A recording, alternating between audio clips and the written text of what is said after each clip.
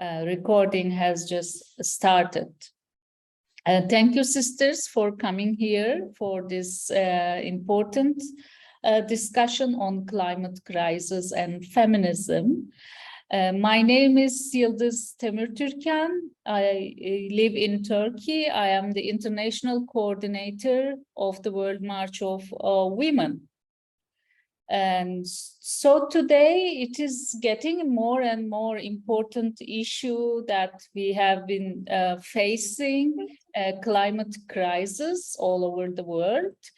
And so against militarizing the solution of climate crisis, so we want to prioritize the people most affected from that phenomenon, and we try to understand the root causes of climate crisis today in order to solve it.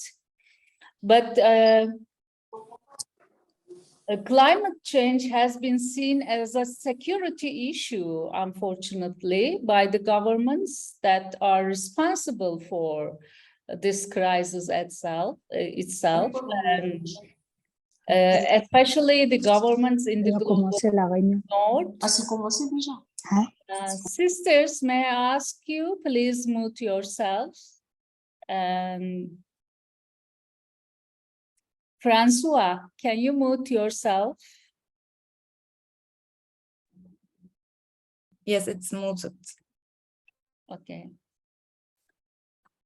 I just request you to unmute when you are speaking.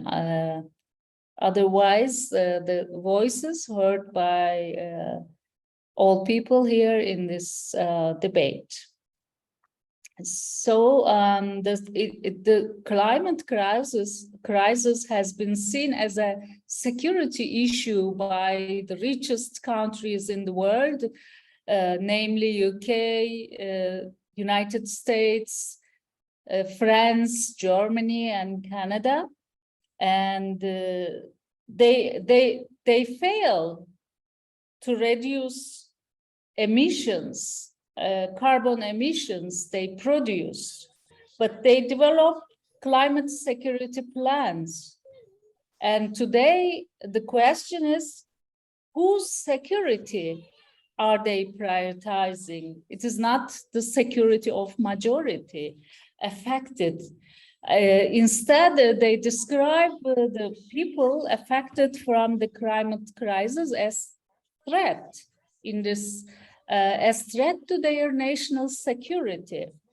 So it is a problem that cannot be solved with militarization and nationalism and following the neoliberal, neo-colonial policies. So it is. So we have, of course, proposals. We defend climate justice against this climate security notion developed by the governments who are the producer of polluter, the most polluter in the world. And oui, c'est sur la terre.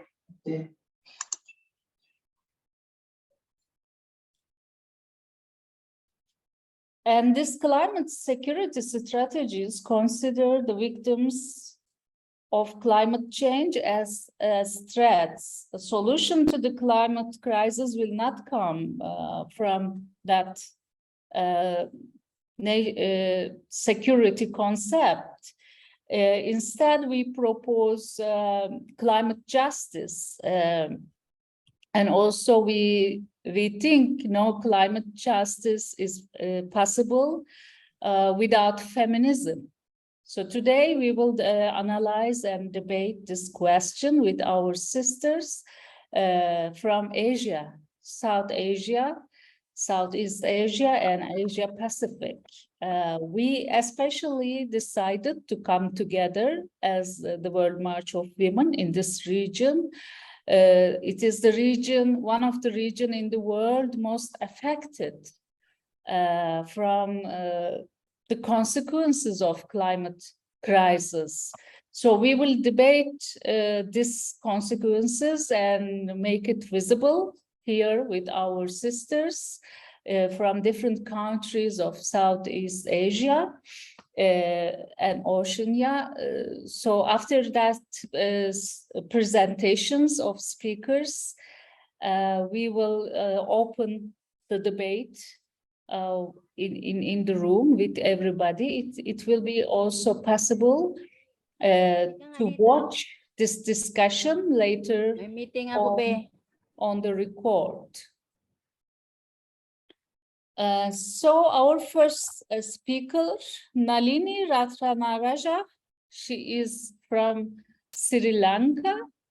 Nalini, can you please first introduce yourself to us, and then we want to hear your presentation. Okay, everyone, thank you for the opportunity.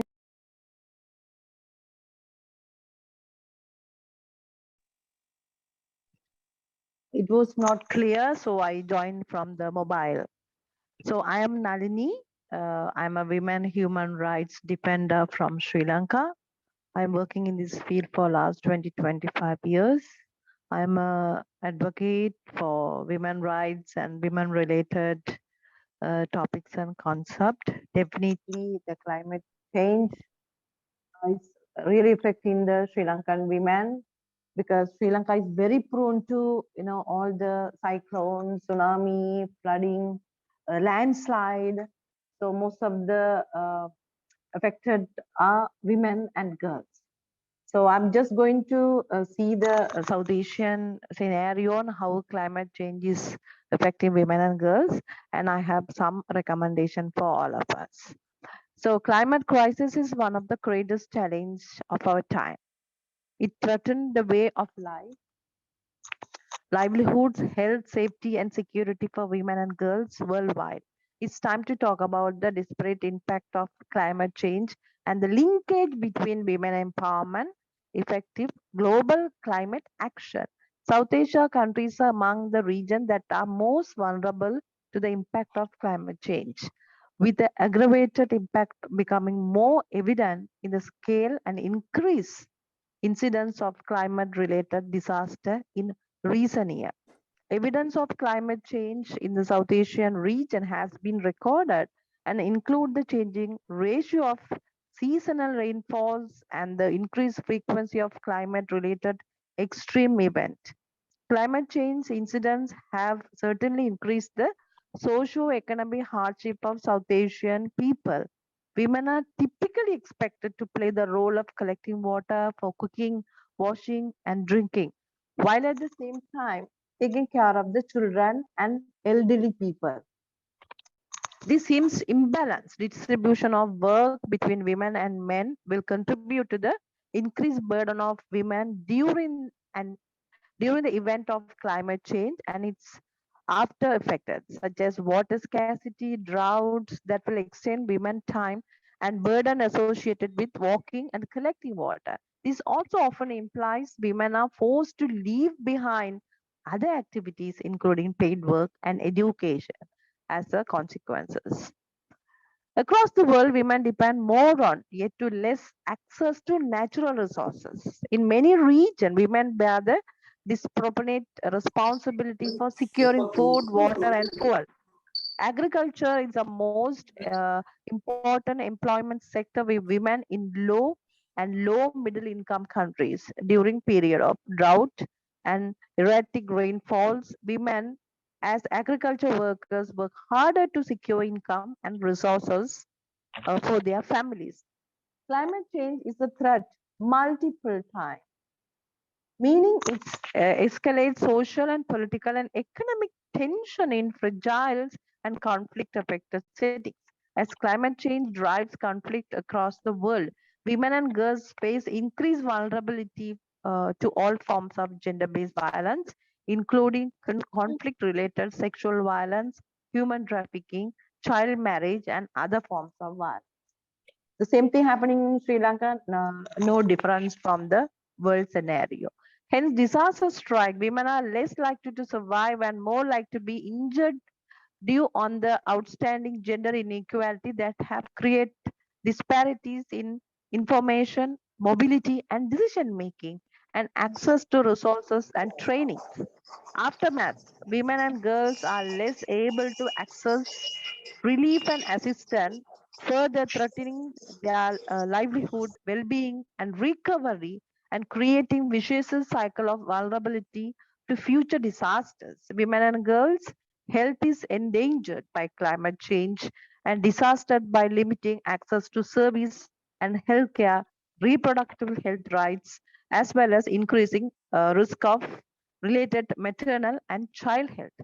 Climate change can potentially widen existing gender gaps, mainly due to women's access to control and ownership of resources, including lands, participating in decision making and policy making and lawmaking, and freedom of choice that determined by the overarching patriarchal values and social norms in the region. Climate change has further compounded issue of food insecurity and poverty, some of the root causes of increasing vulnerability to climate change. As Ildis mentioned, this militarizing climate action also very severe issues in the region, especially in Sri Lanka. Whatever happened, any climate change, flooding, landslide, military has been put forward to rescue the affected people, especially girls and women. So this is creating another layer of danger, sexual abuse, or rape, and everything is happening. So I have some recommendation for the issues. Using existing regional platform and creating new one for cross-country learning and sharing of the best practice related to gender responsive climate policies and initiative. Important regional platforms such as South Asian Association for Regional Cooperation, it's called SAC, and the Bay of Bengal Initiative for Multi-Sectoral Technical and Economic Cooperation. We call it BIMSEC, can be used effectively to promote inclusive development. Nalini, can you speak slower for Okay. interpretation? Yeah. I know.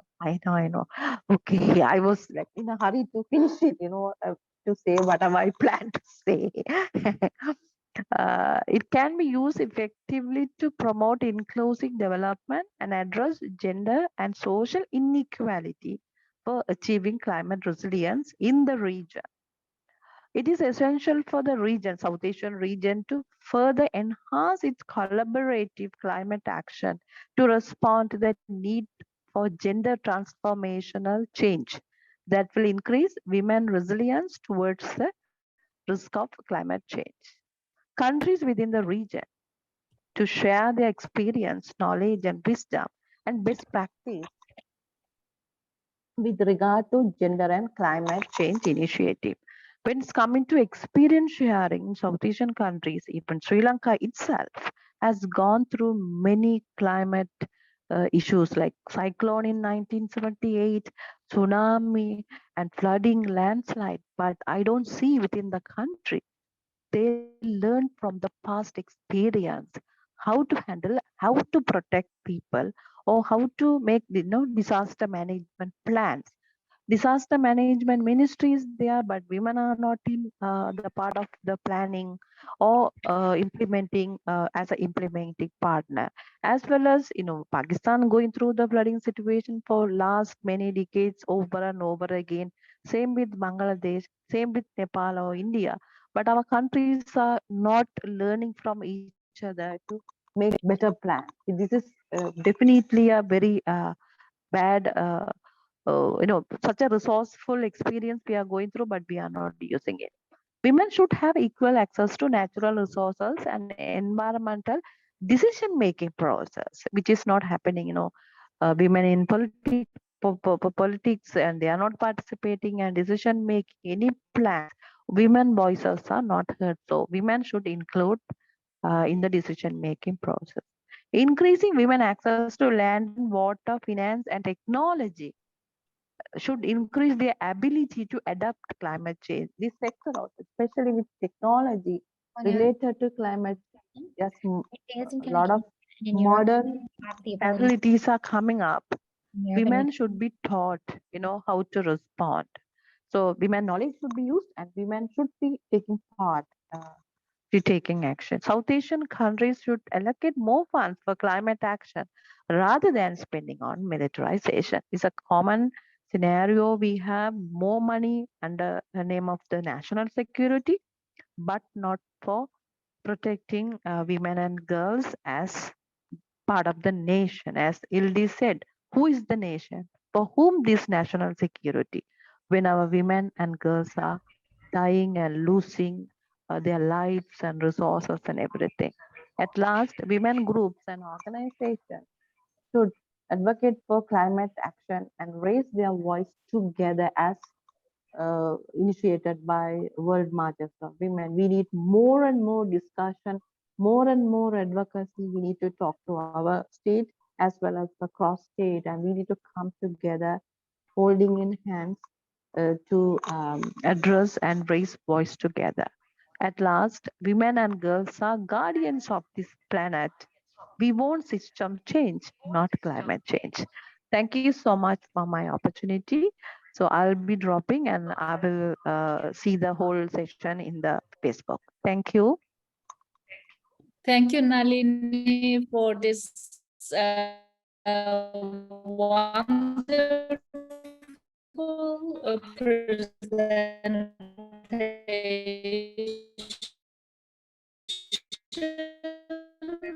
As you finalize movements is very important to the real solution, involvement of movements are very important, and as you underlined, so we are also, as World March of Women, we are part of climate justice movement at global level. So our next speaker is Bushra Khaliq. She is executive director of Women in Struggle for Empowerment, World March of Women. And Bushra works with social movements and human rights struggle for last 20 years. And she will present case of Pakistan after floods in 2022. And so we heard that devastating floods happening and the suffering of women from the call our Pakistani sisters sent, and also we ask international solidarity to support the victims of this flood. And also she will underline feminist alternative and deal with climate crisis. It is over to you. And I appreciate World March of Women for creating a space for the women voices about the climate justice. And the climate crisis and its impact on Pakistan has made it very clear that among the other South Asian countries, Pakistan is also the victim of climate crisis. For past 20 years, Pakistan has consistently ranked among the top 10 most vulnerable countries on the climate risk index. Well, before recent devastating floods in 2022, Pakistan was in the among of the terrible the countries which have been facing the terrible heat wave, with the temperatures in parts of the country exceeding 120 Fahrenheit. This April was the hottest month in the past 61 years, until May came along and saw warmer temperatures. At least 65 people were reportedly died due to the heat wave, but the actual numbers are certainly high. Also, the fact that scorching temperatures damaged entire orchards, fields, crops, and hurting the most important crops like wheat, as far as the production is concerned in across Pakistan, it is adversely impacting the livelihoods of many small farmers and indigenous communities, rendering formerly arable lands unusable for agriculture in some parts of the country. The country is under threat of food and water insecurity. Unfortunately, it is not just a threat anymore, but a reality of Pakistan, combined with the soaring inflation and the country's continued political instability. This is a recipe of complete disaster. You know, there are some chances of climate-related conflict over resources as well, such as water, that have become scarce due to the climate change impacts. The current heat waves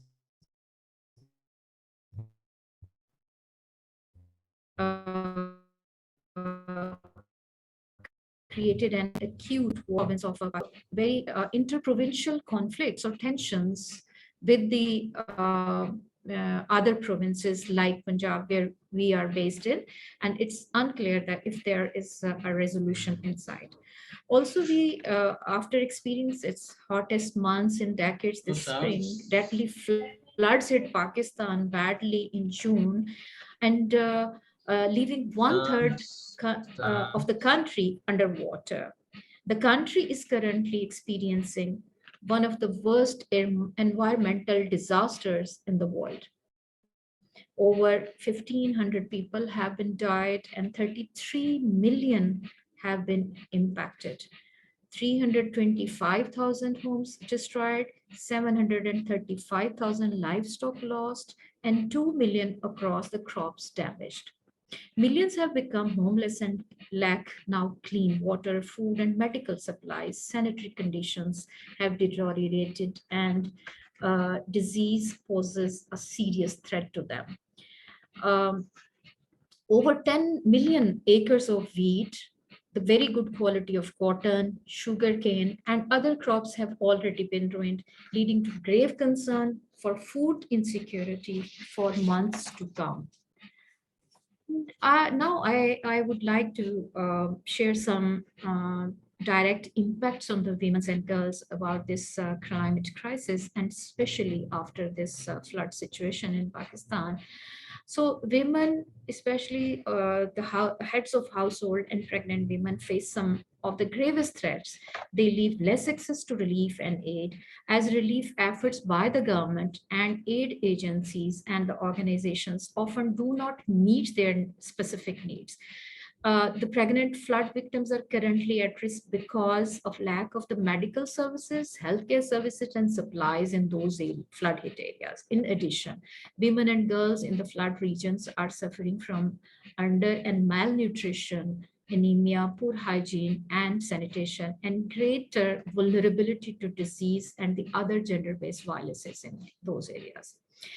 It was no doubt that the unusual phenomena of the country was that was used to riverine floods, and was the case in the super floods of 2010. The current destruction only got media attention when, you know, some the high-profile personnel on board crashed, and once the death toll across hundreds.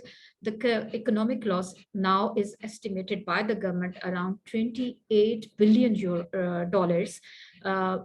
that is needed now to rebuild and reconstruct the livelihood, the houses, and infrastructure in flood hit areas. The gender inequalities, and climate change are closely intertwined due to their different and unequal social roles and status. Women and girls are disproportionately affected. Challenges of women continue well into the aftermath of this disasters, as many women and young girls are at high risk for the gender-based violence, sexual abuse, early marriages, and harassment, even in the relief camps and shelter homes set up for the flood victims.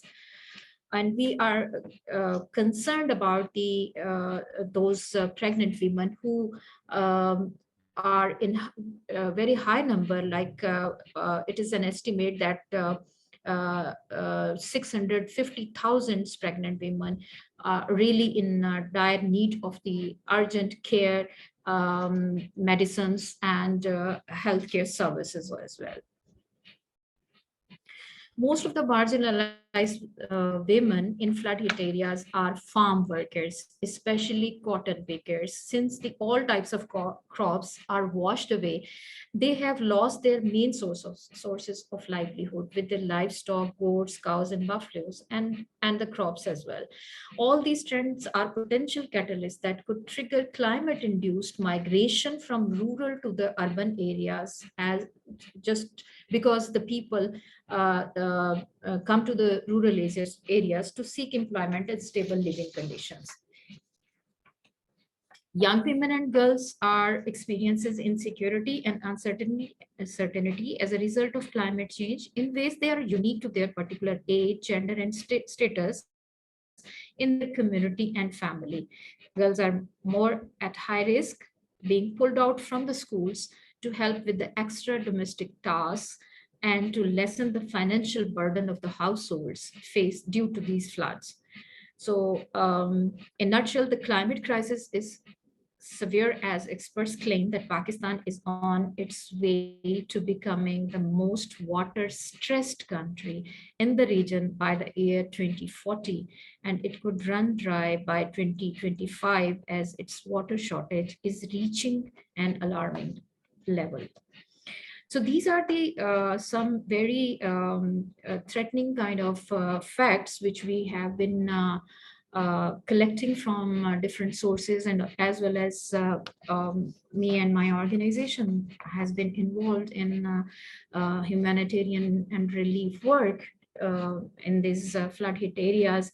So I will now be sharing some feminist interventions where we see that it's the solutions not only for the local level, but it is also because it's a global challenge. So we see that how this climate justice movement can take care of these issues, and how our movements can push our governments, which are already authoritarian governments, to address this issue, not only for the climate justice, to address this climate justice, but also how we have to assess that how our governments are dealing with the people, and how they are putting people before their policies, which are highly centric and right-wing authoritarian governments are doing in our region. So as far as the feminist interventions, we keep in view the connectedness of economic disparity, environmental crisis, and climate change. We, the feminists, must explore possibilities where all people have the right to a safe, clean environment. The ongoing climate crisis is widening existing gender inequality, basically. There is urgent need to challenge the mainstream adaptation and mitigation policies, as these are reinforcing capitalism, colonialism, and patriarchal power structures, and further marginalizing already vulnerable people and communities. The catastrophe has catalyzed calls for climate reparations, for loss and damage, as communities contributing least to climate change continue to suffer the most. We are also demanding that the approach on loss and damage should be taken as urgent measures to provide climate reparations and fund climate adaptation in at-risk communities that bear the brunt of climate change despite small carbon footprints. Similarly, comprehensive debt justice initiatives for the countries of global north should be initiated. Instead of temporary relief, debt payment suspension for the time being, these countries deserve cancellation, unconditional cancellation of their illegitimate debts. Feminist movement should also call for the regional gender responsive climate initiatives by the government to address climate change. We need to prioritize women's leadership and adopt a feminist climate justice agenda that offers transformative, expansive, and holistic solutions. We must focus on the gender-just climate solutions, which aims to address climate change, mitigation, adaptation, loss and damages, or overall resilience, while also ensuring its process and impact. The work supports with the system redistribution of power, opportunities, and access of people of all genders, ensuring in particular that activities do not reinforce harmful gender reforms. For example, climate funding should be redirected to the people who identify as women or girls, leading feminist actions for climate justice. Projects that engage women as beneficiaries in relation to agriculture management, but do not address women's legal rights, access to and ownership of land.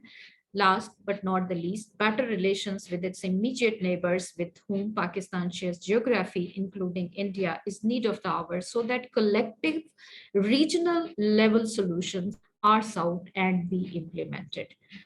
Thank you very much, Yildiz, for giving this opportunity and to present the case of Pakistan as a vulnerable and victim of the all climate crisis, also to share for a sustained solution to climate justice, for climate justice. Thank you very much, Yildiz.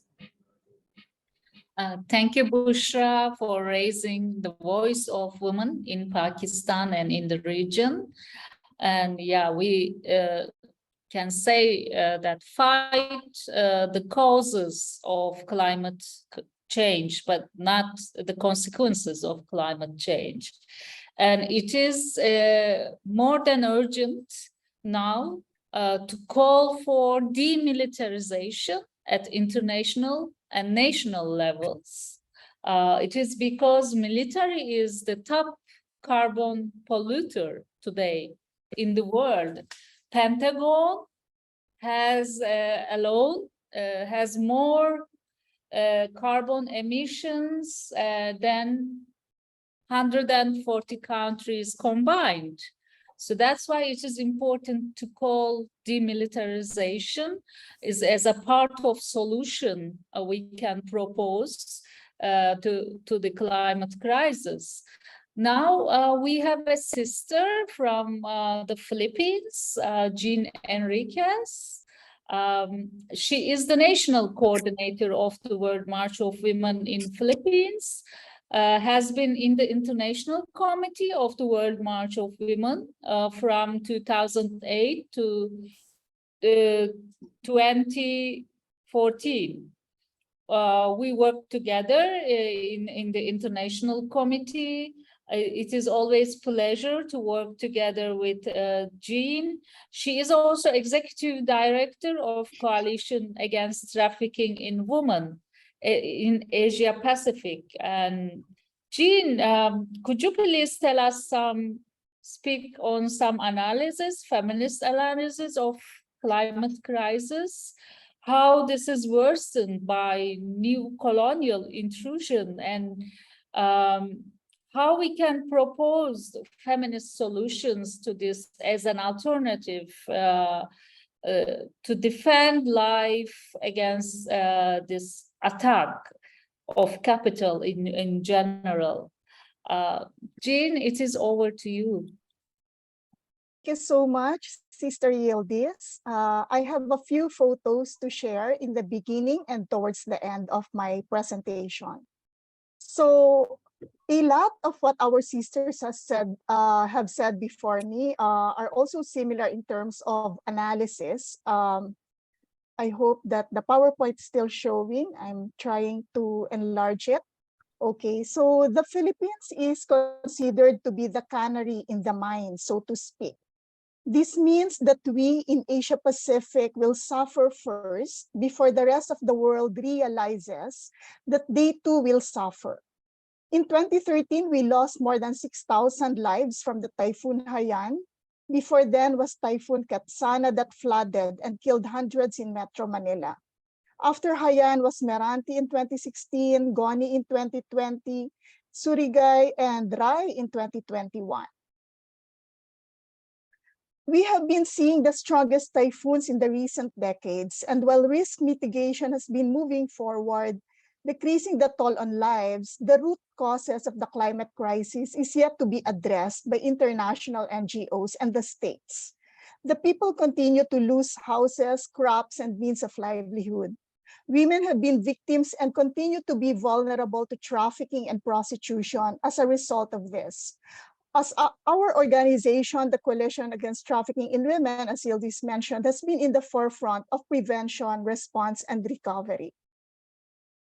Similarly, the rising sea level causing acidification of coral reefs means the reduction of fish catch by possibly 50%.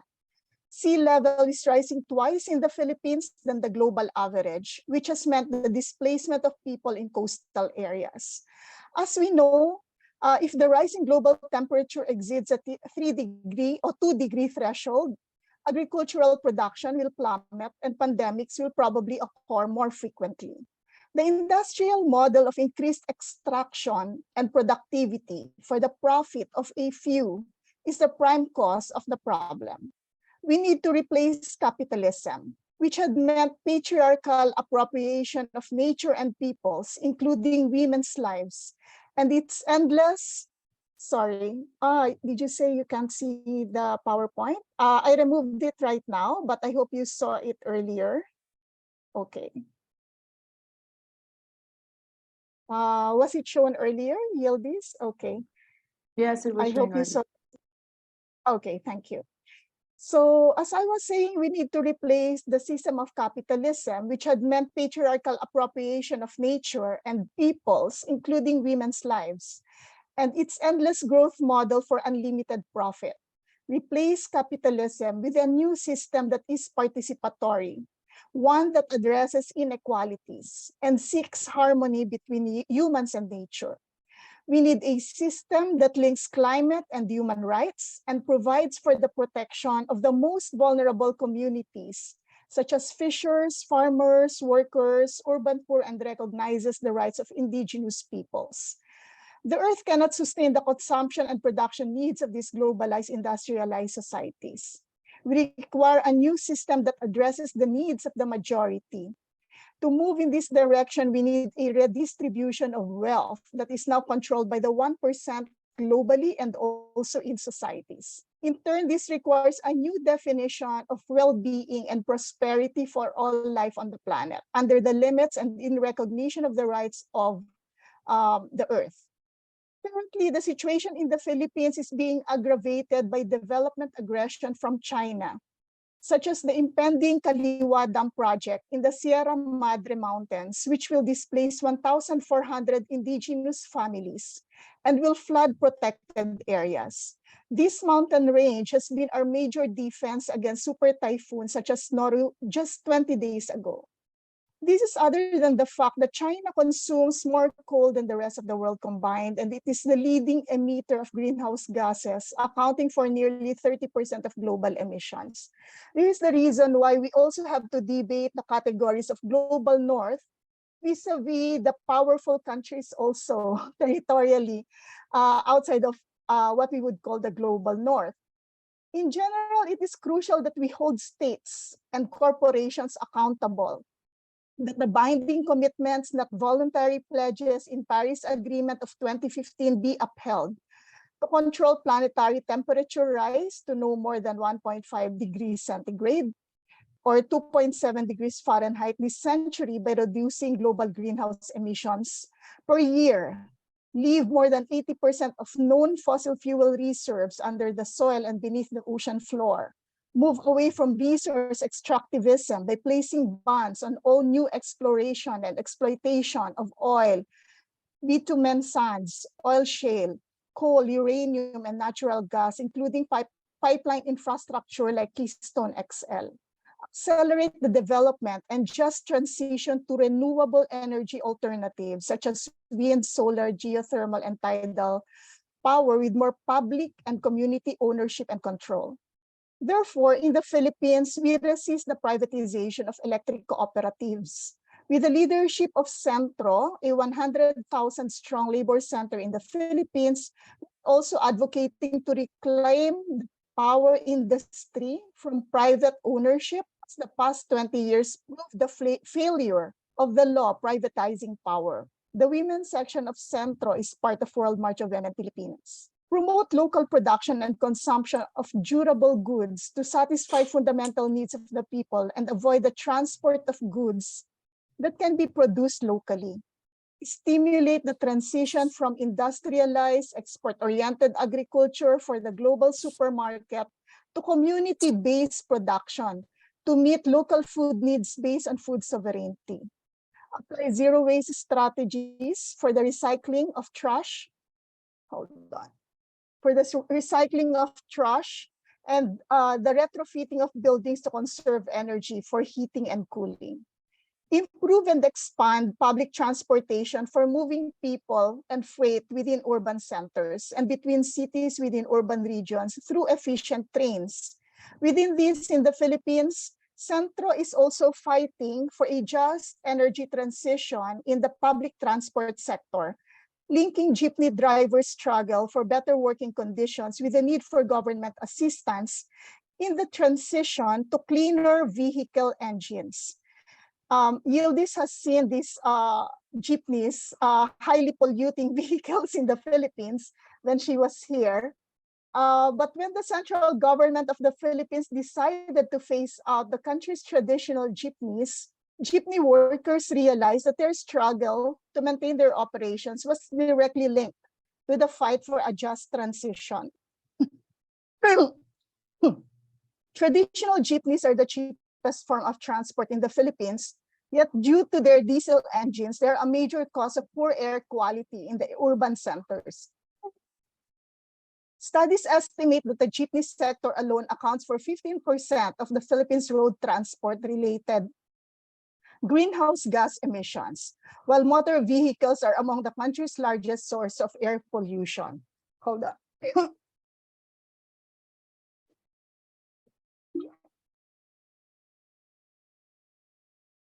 In 2017, the government passed legislation to phase out diesel engine jeepneys and mandate drivers to use electric vehicles instead. The Public Utility Vehicle Modernization Program ordered the replacement of roughly 180,000 jeepneys that had been in use for at least 15 years. Yet it lacked support mechanisms to help drivers replace their vehicles. The lack of support sparked nationwide strikes and protests among jeepney workers who labeled the modernization program anti-poor and demanded financial assistance for a just transition. This is the reason why it's important that we hear also the advocacy of the labor sector. As a result of the strike, the authorities agreed to a 3-year grace period that would allow jeepney drivers to transition to electric vehicles or vehicles with cleaner engines. The jeepney drivers realized the power of standing together, and many who were previously part of the informal economy organized themselves into transport cooperatives. There is also a need to develop new sectors of the economy designed to create jobs that restore the balance and equilibrium of the Earth system, such as climate jobs to reduce greenhouse gas emissions and Earth restoration jobs. Urgent too is the dismantling, as mentioned earlier, of the war industry and military infrastructure in order to reduce greenhouse gas emissions generated by warfare and divert war budgets to promote genuine peace. While looking forward to all of this, it's important to respond to the crisis, and therefore it is of paramount importance to ensure the protection of the most vulnerable. Tropical storms and flooding are becoming more frequent in the urban areas in the already marginalized communities who have the risk of losing their homes and livelihoods due to flooding.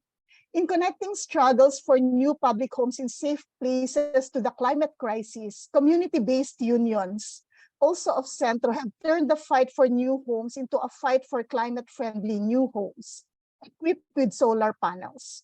Communities of informal settler families that are being relocated to new public housing are demanding that their new homes have solar panels, allowing them to reduce electricity costs and increase their energy independence.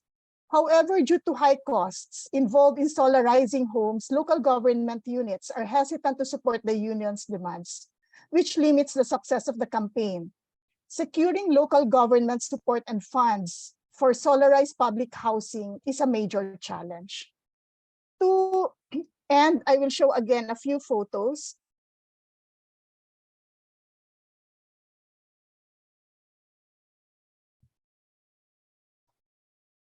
Katwap has been building capacities also of local communities in coastal areas and those most vulnerable to disasters in the survivor-centered prevention and response to trafficking and prostitution, with setting up of rights-based and gender-responsive community watch groups of women affected by the disasters. The trainings included self-defense training. As a result, quantifiable decrease in cases of violence has been observed in evacuation camps. In owning their bodies and spaces as non-commodities like nature, they also rose as local communities, leaders, exacting accountabilities from perpetrators of violence and demanding their rights from the state. In mobilizing resources for protection, the women also left situations of violence and have started rebuilding their lives towards self-sufficiency. Together with survivors of violence against women, we set up community gardens, collective food preparation, and food pantries to contribute to alternatives to corporate production. These community pantries promote environmental and gender-responsive practices, rejecting single-use plastics. We can only rely on grassroots movements, such as the World March of Women, to ground actions and frameworks in addressing the climate crisis. Thank you so much. Thank you, Jean, for this important inputs for our feminist cause and giving examples from grassroots level how feminists work to help the people affected, especially women, leading in this process.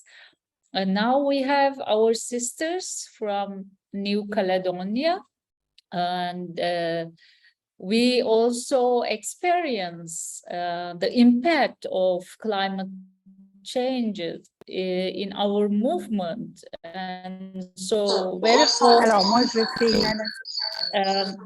often we experience the power cuts and in not having a stable internet connection due to the climate issues in New Caledonia, and that makes some countries, vulnerable countries, has less connection at global level.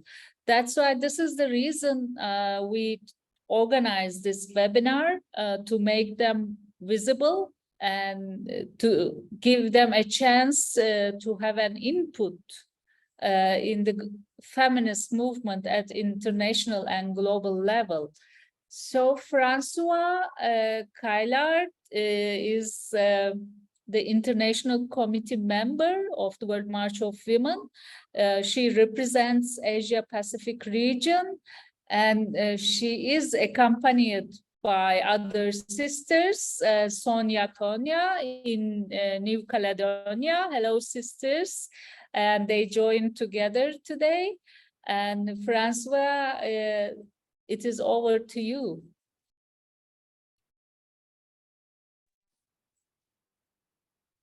Merci Yildiz. Thank you. Merci Yildiz. Attends, connexion Internet. Thank you so much for inviting me. Can you hear me? I don't know whether I have a good connection. Francois, could you please turn off the other devices that you open Zoom, because your voice is now is a little bit confusing. So you have an echo because you C'est mieux? use C'est more mieux? than one device. Et Yeah. là, c'est mieux? C'est mieux maintenant? Is it better now? Est-ce que vous m'entendez? Yeah. Can you hear me? Yeah, we hear you. Well, D'accord. Donc, bonsoir tout le monde. Good. Merci. So, good morning or good afternoon, everybody. Thank you, Yildiz, for inviting me. Parler plus sur la situation I would like to talk climatique, about the dans la climatic crisis in the region of the Nouvelle-Calédonie. climat. And Sonia will talk about other things, other Concernant topics. As regards then la crise climatique et les interventions, the climatic crisis, nous avons vu que la crise, we have telle qu'on l'a seen that the crisis, définie, as it is defined, c'est une crise qui est qui amène un grand bouleversement. Donc, pour nous, la it's a big crisis for us. est-elle seulement climatique? For us, Nous pensons que cette crise, elle est diverse. we think that this J'apporte un point de climate vue crisis is very as different phases. cadre de cette crise qu'on appelle crise climatique. We call it climate crisis, but I think there are other topics. There are much more crises under this climate crisis. Et de déconstruction patriarcale. Here, it's not only climate change. Vous situez l'Océanie, I would like, first of all, to talk a little bit about the Oceania. I think it's a very huge continent. It's a discrete continent, actually, en tradition, but it's a very rich as regards biodiversity and traditions and cultures. There are 25 countries and different regions. We have the Polynesia, la Mélanésie, the Melanesia, la Micronésie, the Micronesia, l'Australie et la Nouvelle-Zélande. Australia, and New Donc, Zealand. Nouvelle-Calédonie, par exemple, se situe So, en Mélanésie, the New Caledonia, it's within, Papouasie-Nouvelle-Guinée, well, it's together with the la Polynésie, other countries like the Polynesia. Polynésie française, Samoa, We have the French Polynesia over there too. Palau, Tonga, Tuvalu, Wallis et Futuna. So La many Micronésie, countries as regards to Micronesia. les îles Marshall, We have the Marshall Islands, among others, Nauru et Palau. Nauru and Palau. Vous avez une photographie de ce So que ça this is ressemble a way to give you a kind of picture of what we understood by Indonesia, indépendant. by New Caledonia. Trois pays francophones, There are three tels français, French-speaking French countries there, that, like the Polynesia, the French Polynesia, which is Tahiti, for instance, populaires, belongs to France. Wallis et Futuna, Oasie-Tukutina Calédonie. and the Nouvelle-Calédonie. Alors, quand They on are parle French countries. So when we're talking about a climate crisis, nous sommes dans un déchaînement de crises successives. I would like to know there are successive crises, actually. It's not only about climate. For us, when we have a crisis, there is another crisis just behind. We are talking about permanent crisis.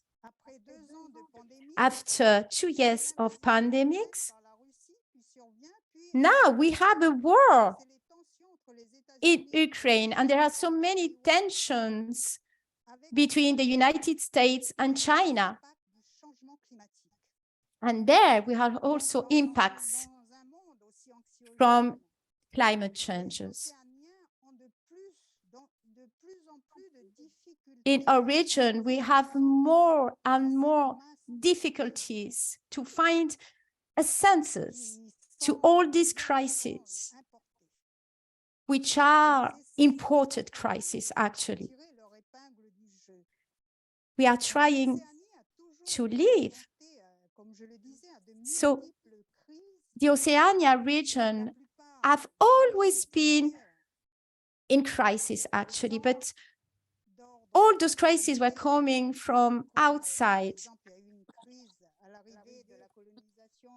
We had also, health crisis in the region.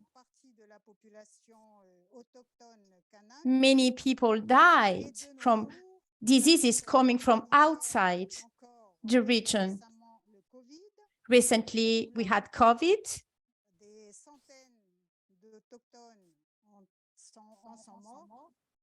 Hundreds and hundreds of locate people died because of COVID. We also have a crisis as regards social issues.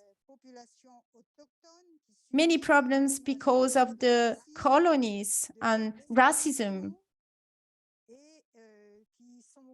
Many exclusions too. There are so much inegalities of any kind. We also have an identity crisis within the region, and we are victims of this cultural crisis. And this is a big crisis for all young people. There is a lack of structure, and because of the colonies. So, as I said before, we have also a political crisis. Many problems happen because of colonialism. And today, we are in a phase of neo-colonialism. We can also call it imperialism. And we have also many risks of wars, of internal wars. We are depending as regards food from outside, from abroad. And we also now have a climate crisis, which is the theme of today.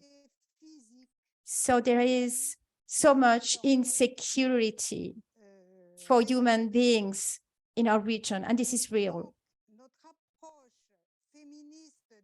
So our feminist approach as regards the climate crisis cannot be far away from other crises we have in the region that are all, I repeat, imported crises, are coming from outside.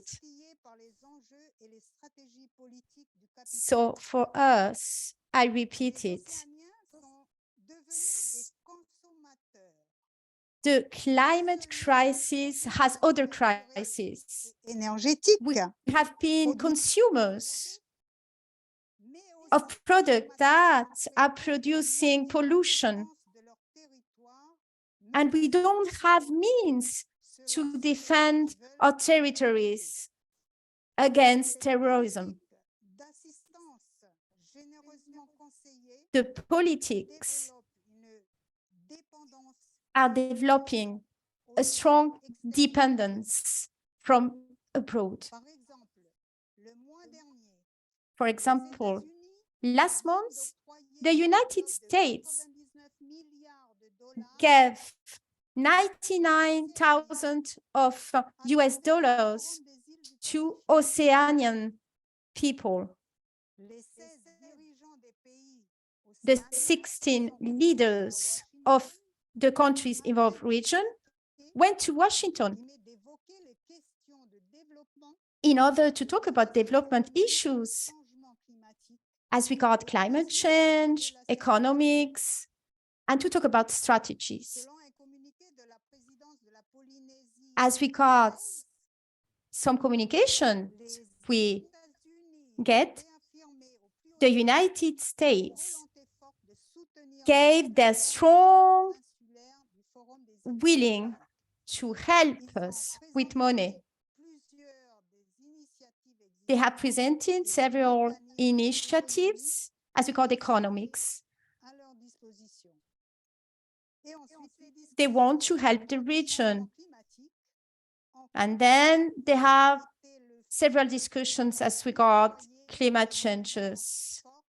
And they were asking for a good alliance, a strong alliance with our region in order to develop what was decided during the COP27. But I mean, this way, we are always more dependent from the United States, for instance, and other countries. This gives us a good idea of the strategies of the protective countries. This is clear. Some countries are very interested in our region. But again, we are very much depending on polluting states like the United States, for instance. Here, the strategy from those countries are very clear. They are giving us security as regards the fight against the climate changes. It's true, and they give us money too, but they are polluting our country. There are always more militaries section in our country. The security, it's very important, and it's like, you know, a way that they're saying that they can protect people, that they can protect our people. This is not true. This is to protect themselves from the growing influence from China. This is a huge crisis for us. So, of course, climate change and security are two very important topics for our region. And we are always more dependent from the big states, like the United States and the colonies.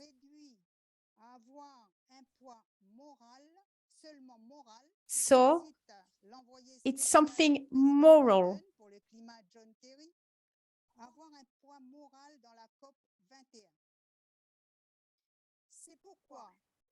This is the reason why our feminist approach as regards the climate crisis should be analyzed at a global level. We have to analyze all the crises we are living and find how the challenges we have as feminists, we have to see how we can help and preserve peace in our region. This is the big question. This is what we should worry about. And we are trying to find solutions. Women all over the world are preparing movements. And they're trying to talk and find solutions on how to fight the climate crisis. And we need to work together.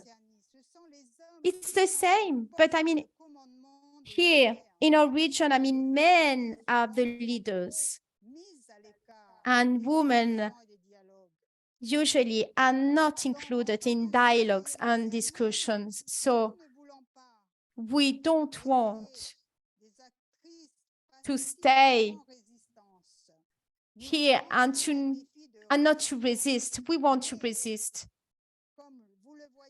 But as you can see, there are so many difficulties in our regions.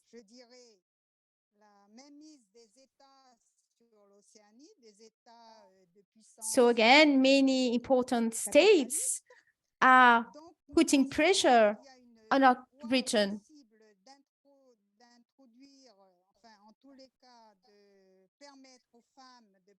So we should give more possibilities to women to participate into dialogues.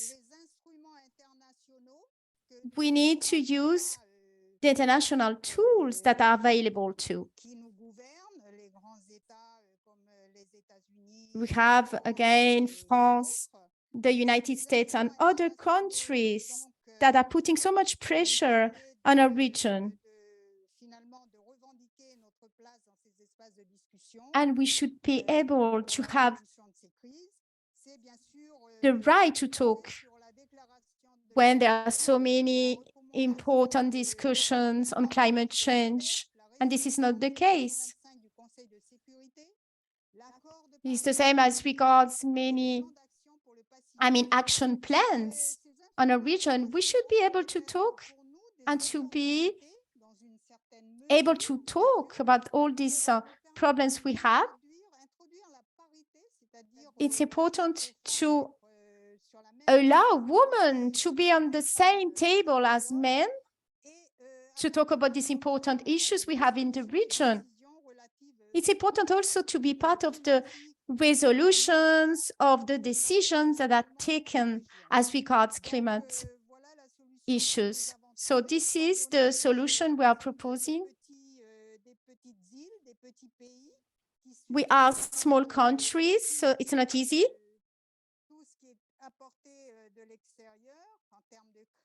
So again, we have many crises that are coming from outside the region and that are becoming ours. So again, we have so many influences from all these military countries and important countries. So for us, for women, it's important to start resisting. And this is how we feel that we should now use the international tools to do that. And finally, I would like to say that crises give even more power to oppressions. So as feminists, we have to create alternatives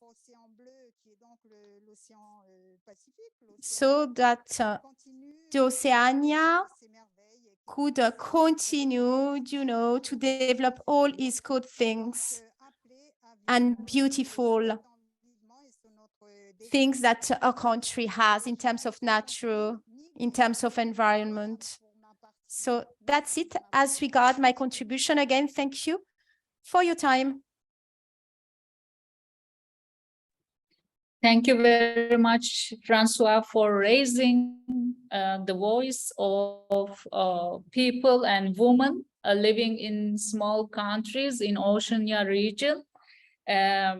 So thank you for highlighting the role of imperialism in this crisis and motive behind the militarization and armament, race of armament is, of course, imperialism. And we are very proud of calling ourselves as an anti-imperialist feminist. At this moment, it is very, very crucial to stand against imperialism and its military power all over the world, and especially in the region, because this armament and the militarization at every level kill the earth.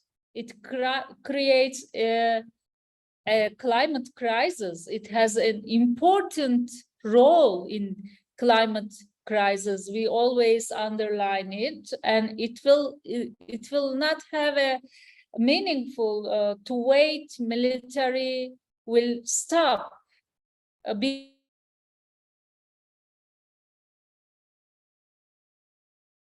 something against the logic of military.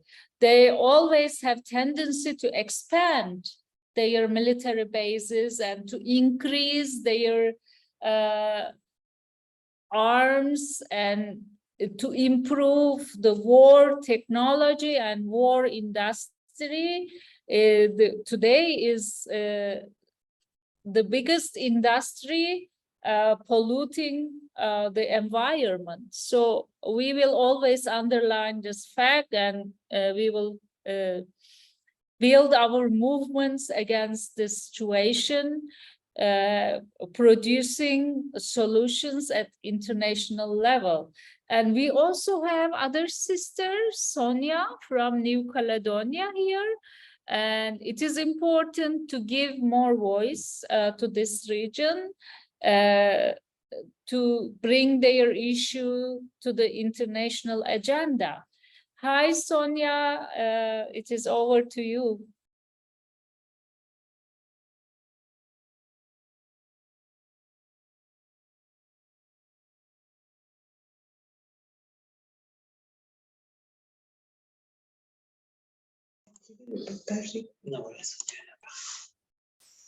Bonjour à tous, on souhaitait donc... Hello, everyone. We had planned on sharing a PowerPoint presentation, but somehow it seems like we can't screen share with the rest of the participants. You can share. You can share, Sonia. I will allow you to share your screen.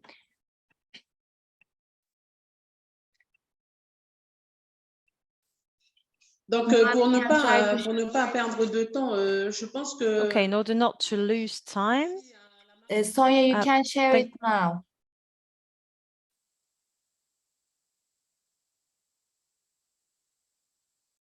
Bon.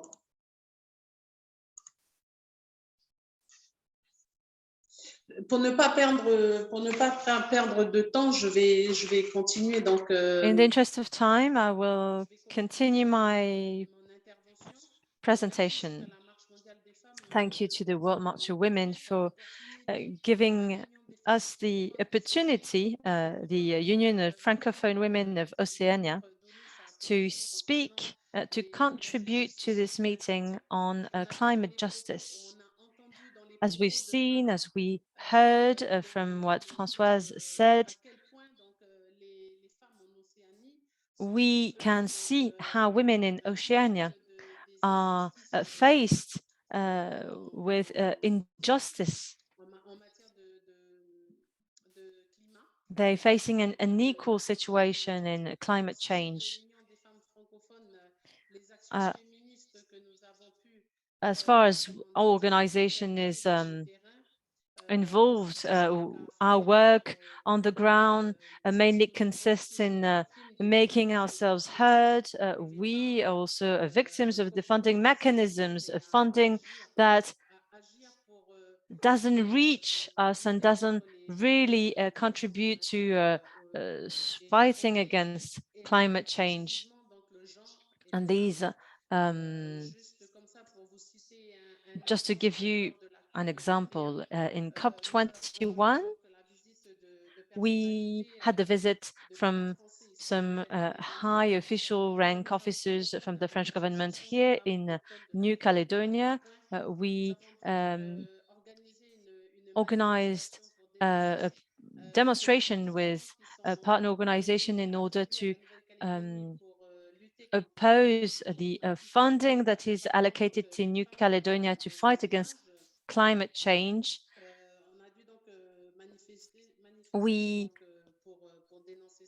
organized a march because we wanted to have a bridge so that children from the concerned village could go to school even in times of important rainfall. And we also wanted to ensure health security for the whole indigenous population. We also spoke against priorities in the definition of climate action. We found funding to have internet connection in this local indigenous village, but we did not find funding to have this bridge so that people could go to the hospital in order to find some medical care. So I second what Farah said. Oceania and particularly women are victims of all of these mechanisms. Early on, Farah said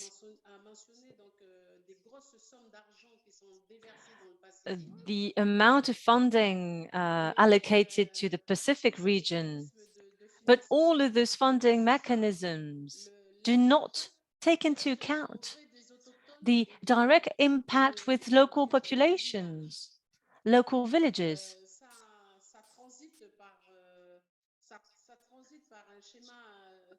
Funding follows usual traditional funding channels that grab all funding for data production, analysis, and communication. And this funding is not really used for concrete action that will contribute to improving daily lives of populations and women that are most faced with climate change consequences.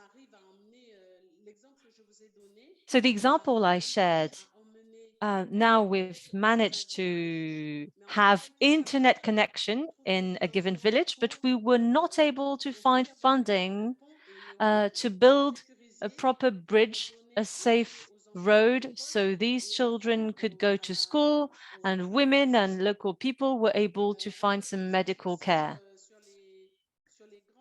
Just another example of all of these considerable source of funding that does not reach local population. And that is just the basis of big promises you can hear in international summits where people discuss climate change at the regional and global level.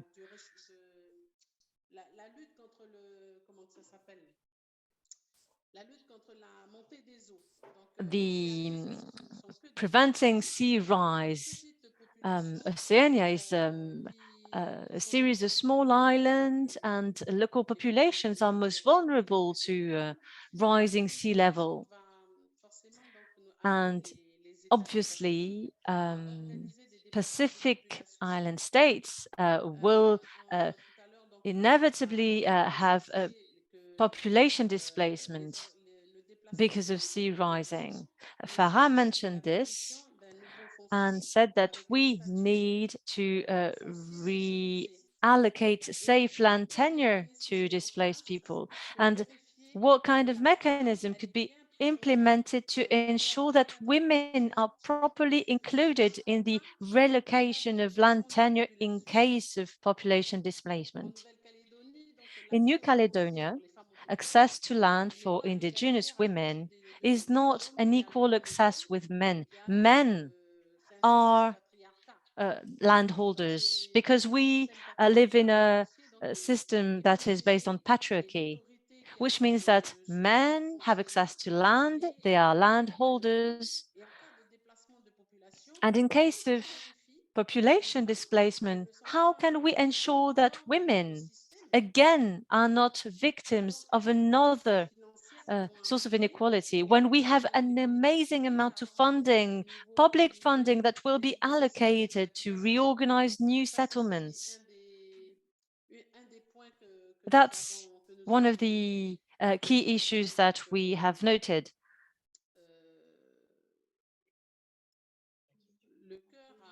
And we really want to work on solutions, and we want to raise awareness with decision makers on that regard. Another thing I wanted to raise today, COP27 is very soon. We'll have governments meeting together and splitting these incredible amounts of funding amongst themselves. What could be the contribution of women? What could women do in order to make themselves heard and say that we will not again be the same victims as we were in COP21? That is, having these funding mechanisms of climate action that are not fair, and especially not fair to women.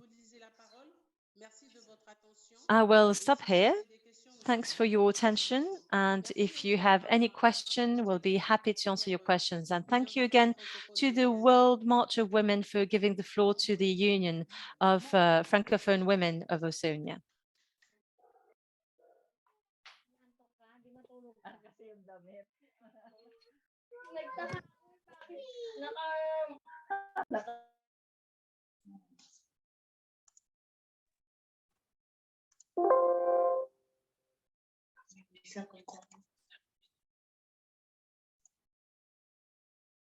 Hello.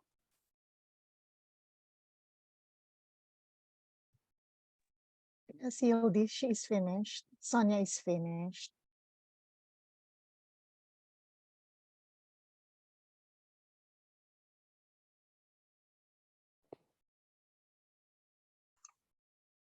Oui, pardon, j'ai terminé. Je remercie. Apologies. Yes, indeed.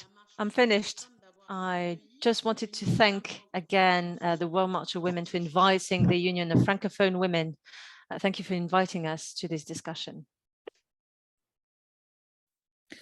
Thank you very much, Sonia. It is wonderful presentation, especially highlighting the sufferings of indigenous people and women in particular. Now the next speaker is Dina, Soka Handinah Katjasungkana. And she is the director of Women's Association for Justice in Indonesia. She leads the World March of Women there. Currently, she works in Yapika Action Aid that have humanitarian program with women, girls leadership approach. She has been inside our movement more than 20 years. Dina, please, it is over to you. Thank you, Liz.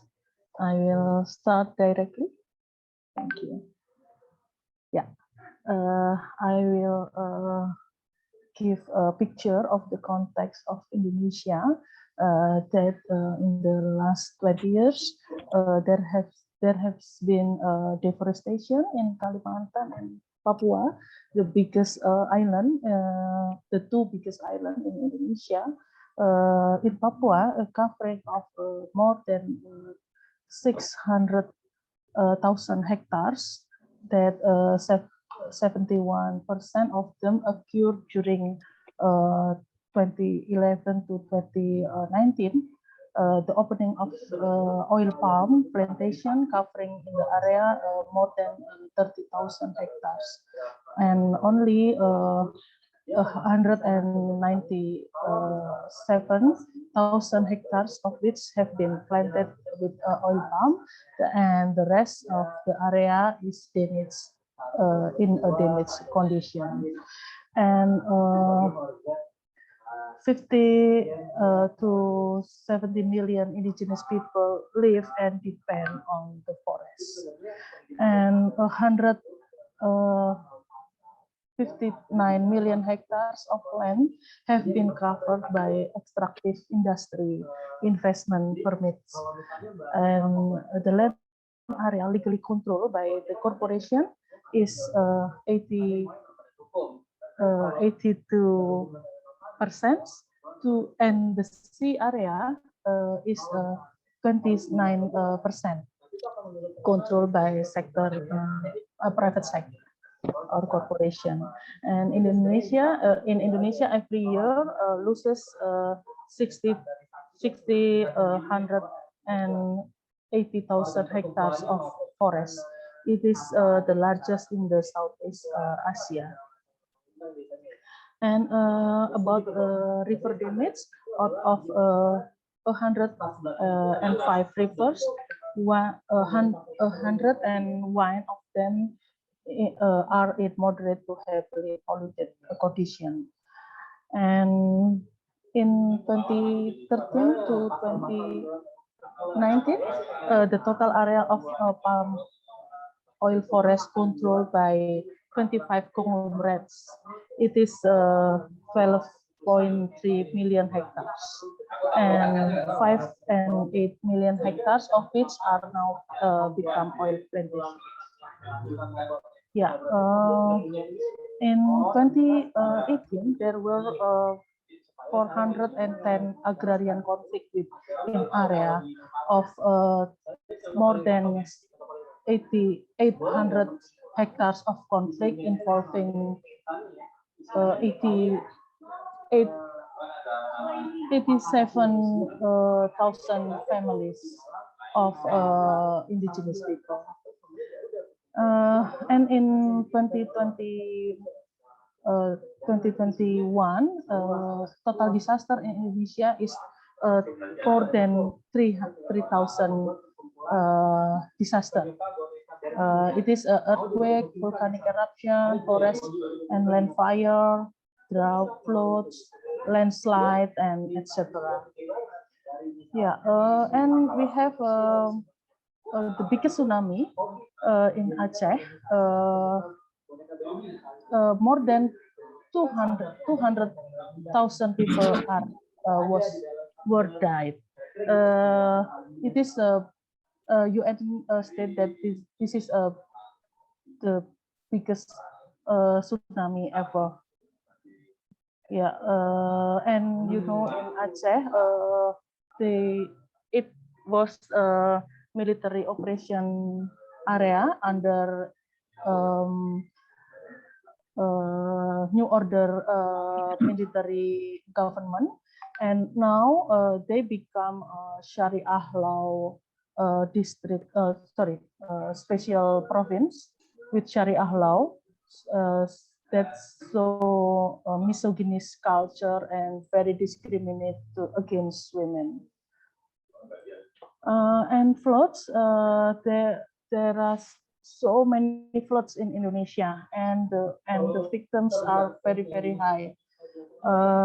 In the Papua, Aceh, Kalimantan, and in the Jakarta, Sumatra, and Nusa Tenggara, West Nusa Tenggara. And one of them is high tide flood in Timbul Sloko village in Central Java. That the whole village sink all year round with the sea water, so they abandon from social facilities and protection. And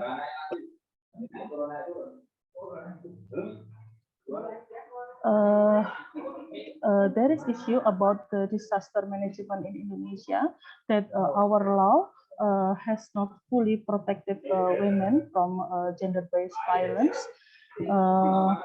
and so many cases occur post-disaster in the Central Sulawesi, Aceh, and West Java, and East Nusa Tenggara and West Nusa Tenggara. There are very high cases of violence against women and sexual violence. That every day 8 women are raped, and more than 12,000 marriage dispensation for girls. And there are 421 discrimination policies in the district area. Yeah, and we have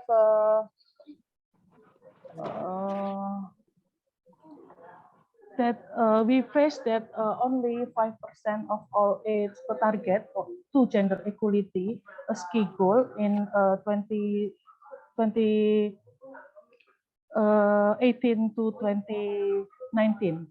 So it is very poor, and we need more serious commitment from government and international community about this issue, because we face very patriarchal culture in the community and also in the humanitarian actors. So we have we have a more serious commitment to improve this situation. Thank you so much. Thank you, Dina, for making it to attend this meeting. I know you have other meeting. Yeah, I'm sorry. We I do interrupted apologize. your other meeting, but it is very important you to be here, and also it's evident that the climate crisis multiplies inequalities already existing in our societies. Thank you very much.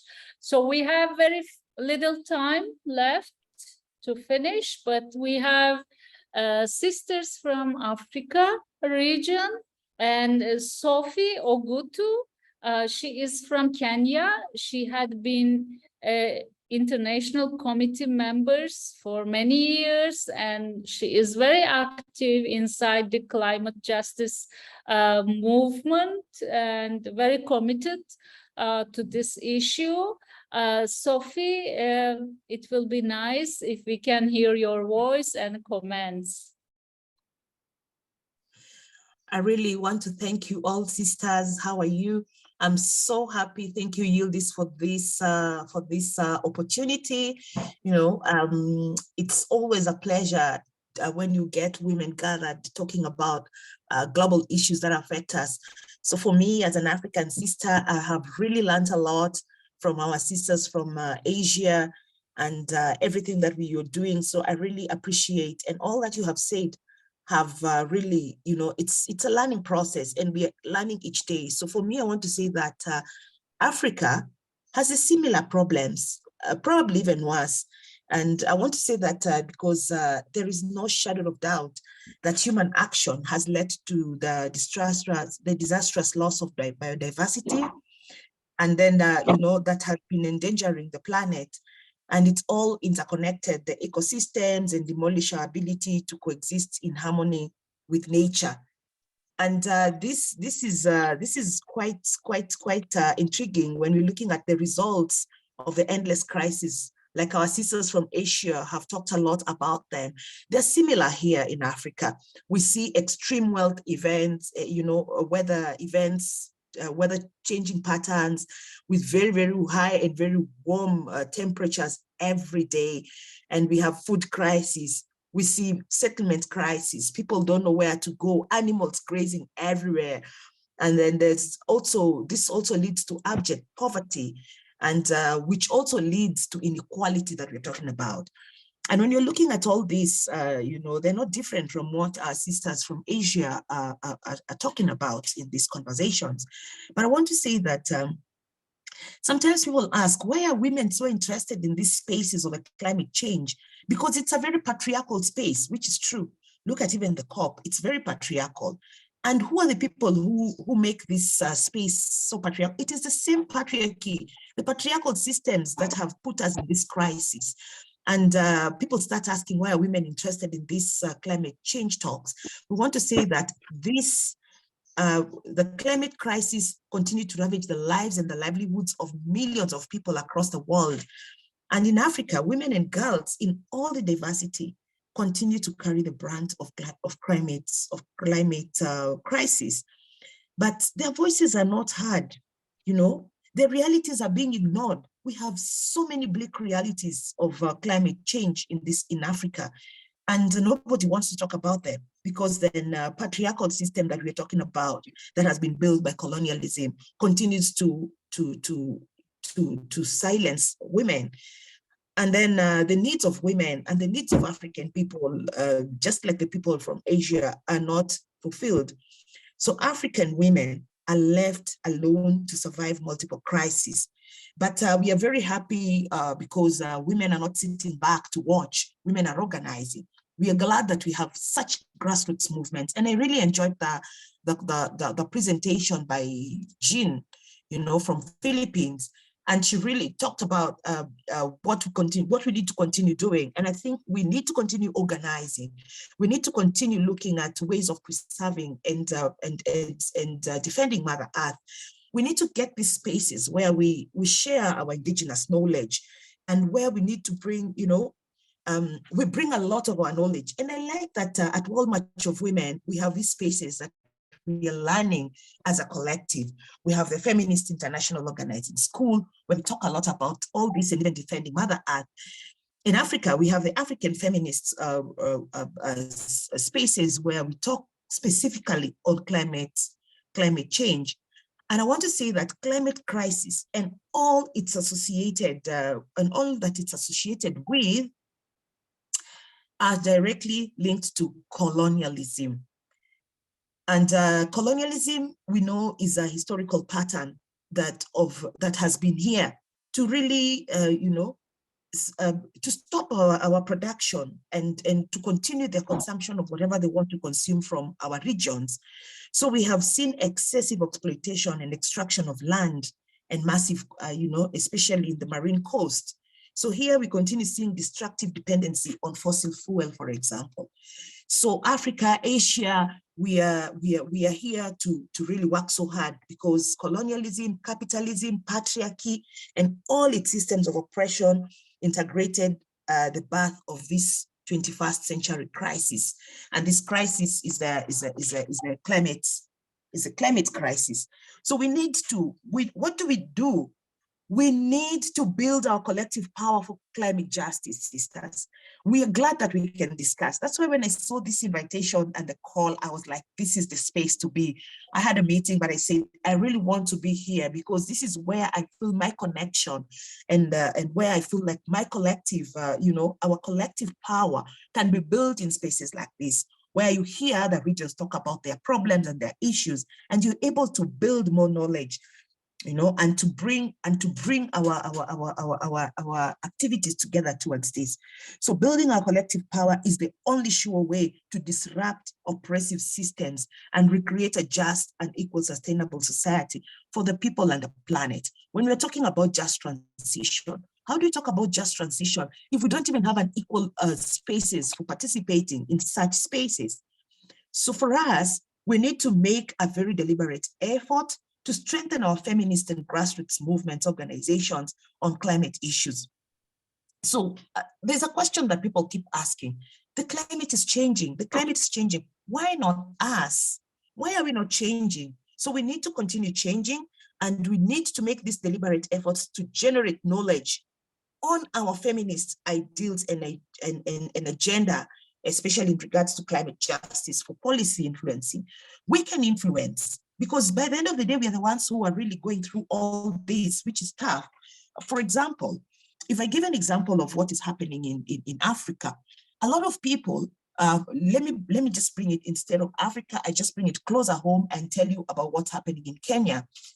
Kenya, we have a very new government, a government that is hardly 1 month old. 1 month in office. The first public statement that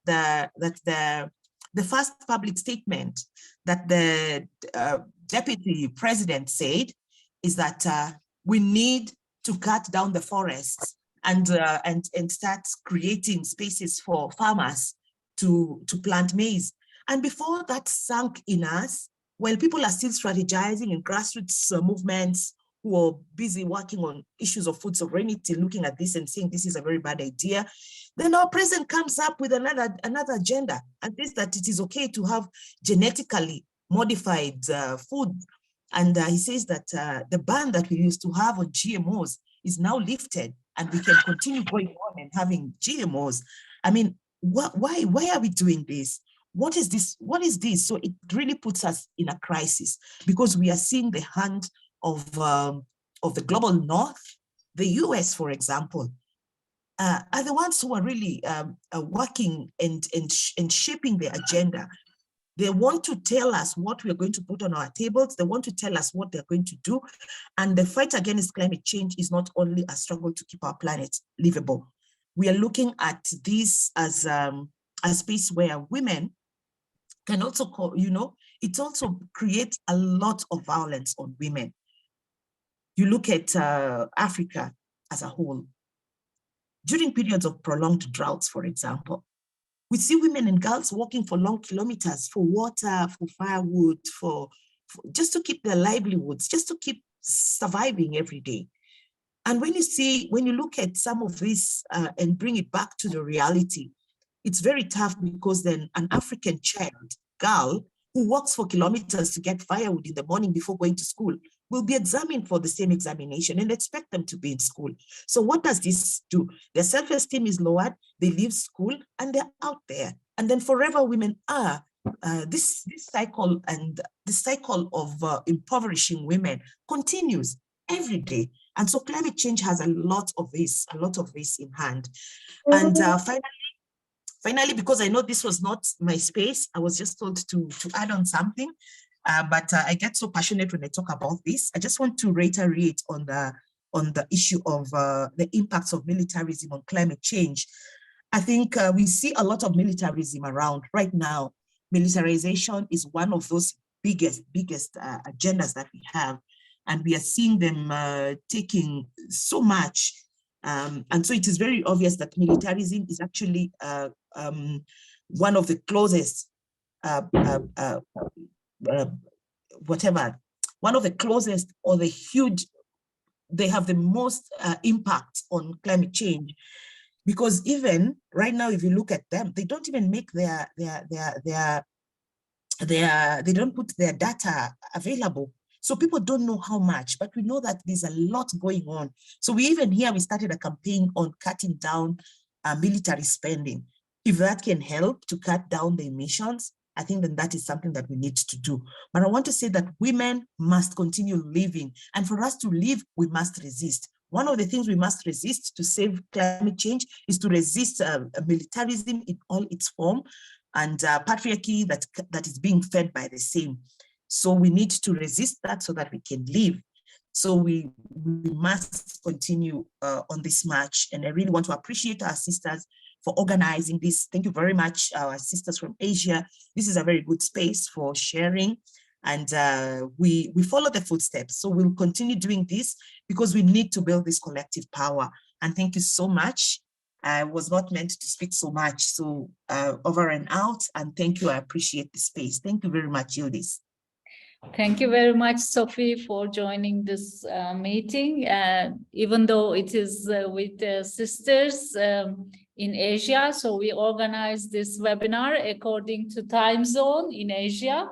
I know it is very early in Africa, but you made it to come and attend despite the time challenge. So one of our sister here is, she is from Africa, Solange Kone from Ivory Coast. She is a member of International Committee representing Africa region. Hi, Solange. Maybe we can give you some... Bonjour Yildiz.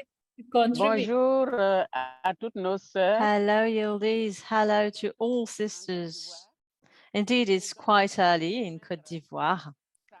So I'm only joining now. I'm joined late. My apologies. I wasn't able to hear all of the sisters who spoke, but I was able to hear Sophie, and I know that the situation in Asia and elsewhere is to the detriment of women, and we need to speak out against this. I'm afraid I can't open my webcam because I'm currently in a car and I'm on my way to work, so I won't be able to open my webcam. Thank you for hosting this important webinar, and I'm happy to see Yildiz. I think you were away and now you're back in Turkey. So hello to you, and hello to all of my sisters. Hello, Francoise. Hello, everyone. The COP will be taking place in Africa, in Egypt. It's a key moment for us. I've had to stop going to COPs because I felt we were moving from one COP to another and nothing would change. It was a bit like some political tourism. You go there, and after a while I decided I had to stop. But this time the COP is going to be hosted in Africa, and it draws our attention. Today, we mentioned all of the different impacts of climate change on women. And I'd like to come back to some of these and say that the impact of climate change on women are felt across the world, but most specifically in Africa, because of our level of development. Women are in charge of domestic work. Women are in charge of finding water, of finding a few wood. Women are very much involved in farmer agriculture. They have to be able to water the crops. Women have specific needs in Africa.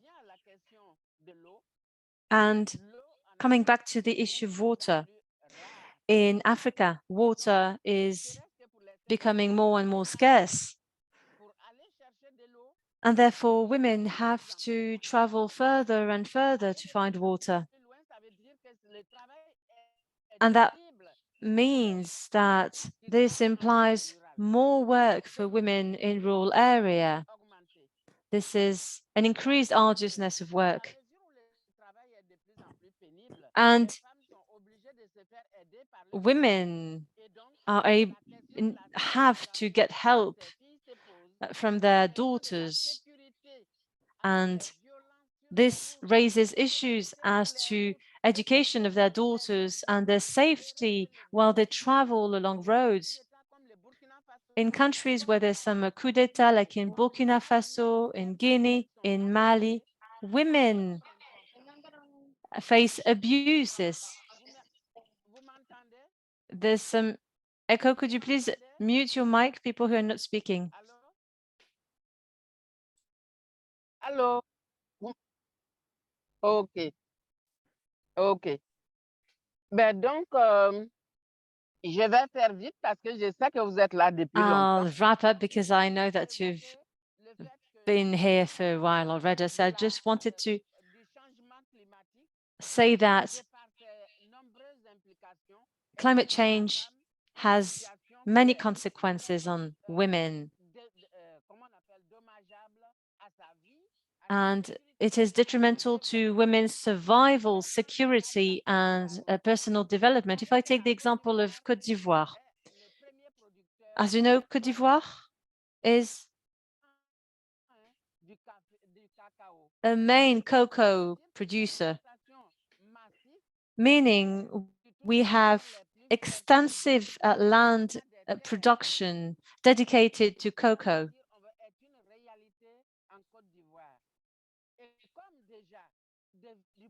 Industrial farming production is a reality in Côte d'Ivoire. And as we said, women cannot inherit land and they cannot have access to land, which means that they are especially discriminated against in this matter. Farmer women have difficulty in purchasing land. In Abidjan, we had the COP15 on the UN Convention on Combating Desertification. And we mentioned the issue of soil, the use of chemical fertilizers that are degrading land and contributing to land soil infertility. We have to regenerate soils, and how and who should rehabilitate these soils, and what would be the role to play for women in this soil regeneration. So these are some of the issues that we want to raise. We also want to raise the issue of deforestation, of the mining industry.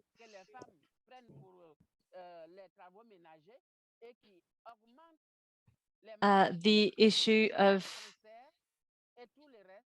mining work where women are involved and where they actually develop some diseases related to their work. So I will stop here. I just wanted to wrap up saying that the World March of Women need to have a say in the COP will attend. And it's key that we determine how many of us will be attending and what can be done. Thank you. And I'm so proud of this feminist movement. I'm so proud of the World March of Women, and I'm so proud of our solidarity. Thank you very much and have a lovely day. Thank you very much, Solange.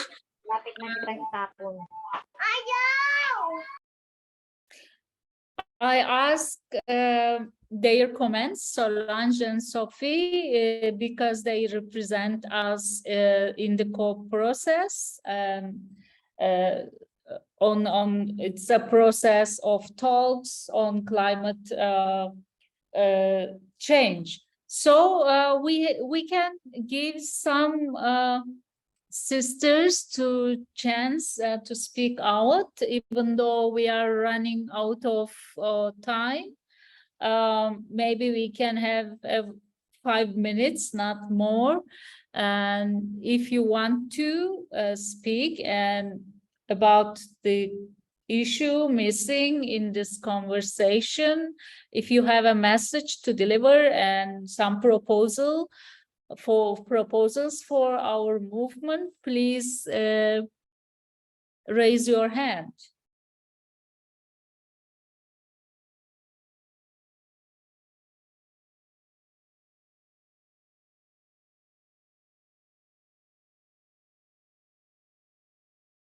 And Salima Sultana, she's here from Bangladesh. She had been also international committee member representing Asia region. I want to greet Salima for being here. Is there any contribution, comments, please? Thank you, Yildiz, for giving me the floor, and thank you all of my sisters, those who are today, and especially thanks to the organizer, our Jean. I'm really happy to raise this issue at the right moment, because of, there is a lot of climate change, and the climate change affect on women actually. And in Bangladesh there is a huge change for climate. That migration issue is also effect on climate change. That in Bangladesh there are a lot of Rohingya people, those who are from Myanmar. They are in forcibly they have to stay in Bangladesh, and for their forced displacement in Bangladesh, there is a lot of climate change in a special coastal belt area in Cox's Bazar, and these changes of coastal belt area of Bangladesh affect on women, especially women lifestyle, because that there is a lot of green heritage over there, lot of things destroyed over there. So women are now very struggle for their daily livelihood, because that there is no gas or something like that for their cooking and other things, and they are try to live their life, especially on the seafood or something like that. Because of climate change and this kind of forced migration sometimes affect on our women's livelihood. So it is a change of the nature and climate is destroy our human life. So nowadays, if you see that the climate change especially affect on women, because of that they are living in underprivileged group. They are, because of men can survive any of forms, but women cannot live. Because of that, they need to bring well-being for their family. So it affect on their livelihood, because especially earning sources. In Bangladesh, in coastal belt area, lot of seashore is now occupied for the Rohingya people. They are destroy our land, they are destroy our sea area and green. This kind of things actually affected women of this particular area. So climate change especially effect on women's body, and also effect on feminism of what we should say that women's life. So this is actually the time for talk about the climate change and feminism, which is a global issue now. So really this kind of initiatives and this kind of movement support from everybody from Bangladesh also. Thank you. Thank you, Salima. So we have more than 45 participants today in this webinar. Between 45, 48 participants in and out, but mostly from the Asia-Pacific region and Southeast Asia participants, regional participants we had. And from the presentations and interventions, as I understand, one webinar is not enough to speak and to share the question. We have a lot of things to share, as Sophie underlined, indigenous knowledge. We need to share and exchange our experience in the face of climate issues, climate and food issues. We need more spaces. This webinar is one of this space, but we need more spaces in order to debate, continue debate, and deepen our understanding about the question and to develop proposals. So it is just a beginning, sisters, just to introduce each other and just to understand better what this problem and question in the region, and we will continue this debate. This is just an introduction to the debate. So thank you for making it, coming here. And as a closing, we want to underline that we demand climate justice against climate security concept raised by imperialist countries. Therefore, we say no climate justice without feminism. Thank you very much for attending this meeting, and see you soon face to face in other places. Before closing, I kindly ask you to open your cameras if you are available to take a together picture of this webinar. Thank you. I need just few minutes for this. 3, 2, 1, smile.